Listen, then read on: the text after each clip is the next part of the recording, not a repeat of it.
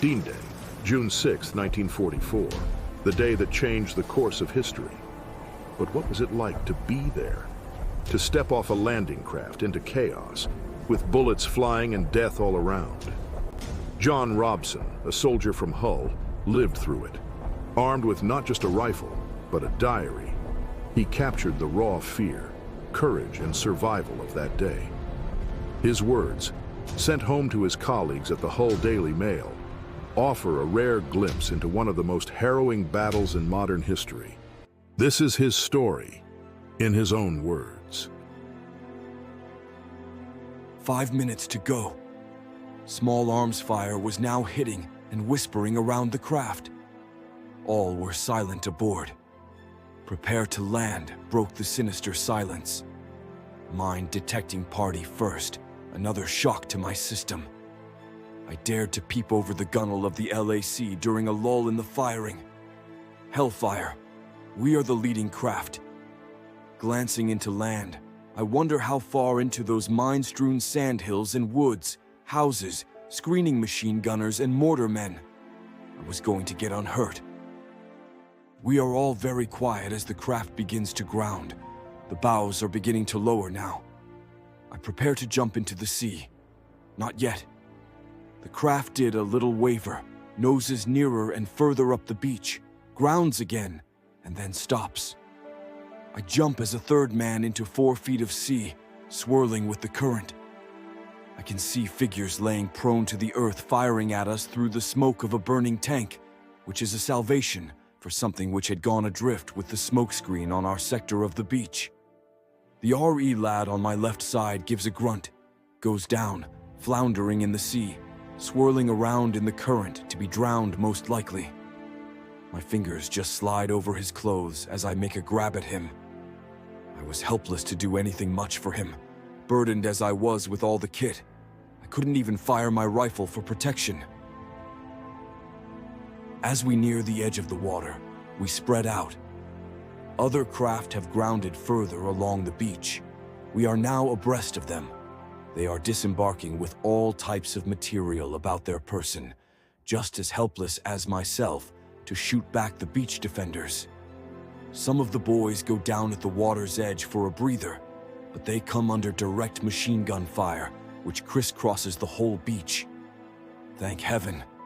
I do the right thing in mustering every inch of energy and setting off to run up the beach as fast as my heavy feet will plow across the sodden sand.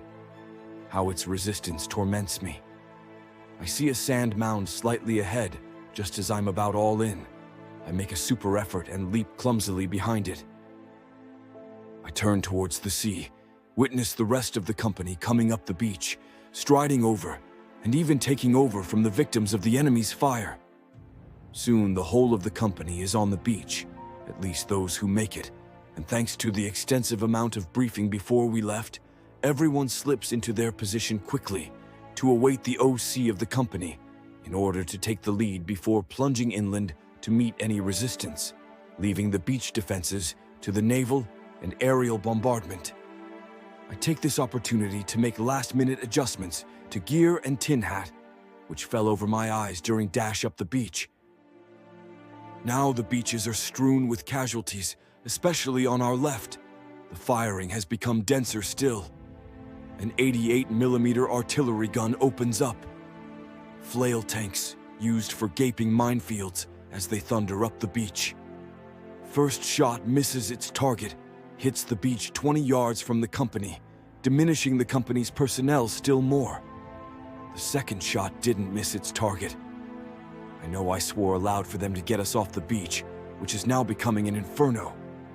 I've got the scares a bit bad now. Never in the whole African and Sicilian skirmishes have I been so scared as I am now. Almost synchronized with my appeal, the OC of the company ordered, "Fix bayonets," jumped up and plunged up the rest of the beach onto the minefield. We follow, trailing the white guide tape for the rest of the company to follow. How surprising under the turmoil of it all, as I couldn't find time to be terrified now.